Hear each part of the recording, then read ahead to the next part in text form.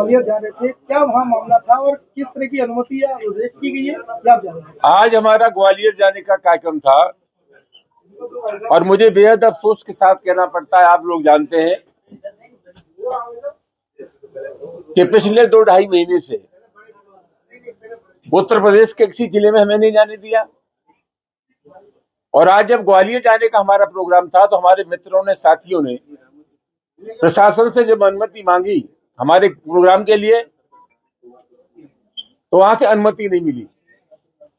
ग्वालियर जाने का हमारा मतलब सीधा सीधा ये था कि 3 बार मध्य प्रदेश उच्च न्यायालय के मुख्य न्यायाधीश ने ग्वालियर में जो खंडपीठ है हाई कोर्ट की, उसके प्रांगण में बाबा साहब डॉक्टर अम्बेडकर की मूर्ति लगाने का आदेश दिया था।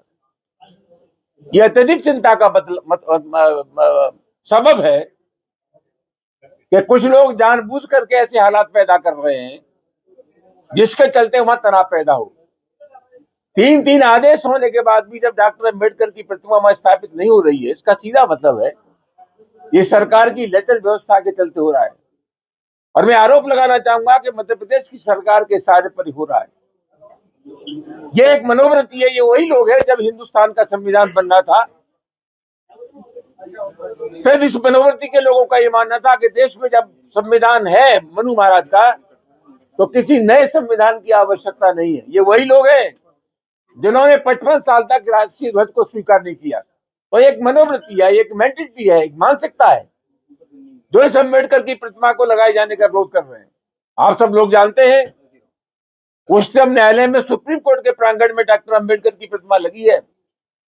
और मजेदार बात यह है कि जयपुर हाई कोर्ट के सामने मनु महाराज की प्रतिमा लगी है जो नारी की प्रतिष्ठा और दलितों की प्रतिष्ठा के खिलाफ थे। ये अजीब मजाक है। हम वहां लोगों को समर्थन देने जा रहे थे जो डॉक्टर अम्बेडकर की प्रतिमा लगाए जाने के पक्षधर हैं। हमें उनसे कहना था कि आप अकेले नहीं हैं, हम आपको अपना समर्थन देने के लिए आए हैं और हम ये चाहते हैं कि तत्काल बाबा साहब डॉक्टर अम्बेडकर की प्रतिमा लगे ग्वालियर खंडपीठ के प्रांगण में। ये अत्यधिक चिंता का विषय है और मध्य प्रदेश की सरकार का जो रवैया है वो अत्यधिक चिंता का विषय है। हम सरकार की शक्तियों को जानते हैं। अगर मध्य प्रदेश की सरकार चाहती तो वह चंद मिनटों में ही डॉक्टर अम्बेडकर की प्रतिमा लग जाती। हम विनम्रता पूर्वक आग्रह करना चाहेंगे कि तत्काल लोग अपनी हरकतों से बाज आए, वहां तत्काल बाबा साहब डॉक्टर अम्बेडकर की प्रतिमा लगे, वरना पूरे देश और दुनिया में बाबा साहब डॉक्टर अम्बेडकर के मानने वालों की एक फौज है। वक्त रहते वहां प्रतिमा न लगी तो ये जन आंदोलन बनेगा, पूरे देश का आंदोलन बनेगा जिसकी पूरी जिम्मेदारी मध्य प्रदेश सरकार की होगी। आज सपा का वहाँ अनिश्चितकालीन धरना था, उसको अनुमति नहीं दी गई, इसको किस तरह से देखते हैं? वो अनुमति तो मेरे नाम से थी ना। अनुमति देने का मतलब ये था कि हम जा रहे हैं, हमारा प्रोग्राम था।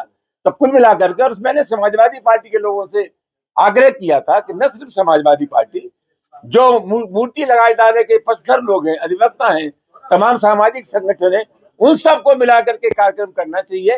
तो उन्होंने अनुमति मांगी थी, लेकिन सब लोग तरह के लोगों को मिलाकर के हमारा आंदोलन होना था, हमारी सभा होनी थी, जिसकी अनुमति ग्वालियर प्रशासन ने दी।